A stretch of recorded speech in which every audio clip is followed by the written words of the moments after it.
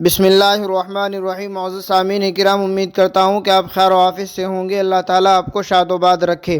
ناظرین کرام، جانور یا پرندے کی تصویر والے کپڑوں میں نماز پڑھنا شرعاً کیسا ہے؟ اسی کی مکمل وضاحت کے لیے علماء دیوبند کا فتویٰ دیکھ لیتے ہیں۔ چنانچہ کسی سائل نے سوال کیا، کیا جانور یا پرندے کی تصویر والے کپڑوں میں نماز پڑھنا جائز ہے؟ تو جواب دیا گیا، بسم اللہ الرحمن الرحیم۔ صورت مسئولہ میں اگر کپڑے پر کسی جاندار کی تصویر ہو تو ایسے کپڑوں میں نماز پڑھنا مکروہ ہے، البتہ اگر وہ تصویر مٹا دی جائے یا چھپا لی جائے یا اس کا چہرہ مکمل کاٹ دیا جائے یا تصویر بہت چھوٹی ہو کہ سمجھ نہ آتی ہو یا اس پر سیاہی مل دی جائے تو پھر نماز میں کراہت نہیں ہوگی، یعنی نماز مکروہ نہیں ہوگی۔ صرف آنکھیں مٹانے سے وہ تصویر کے حکم سے نہیں نکلے گی فقط، واللہ تعالی عالم۔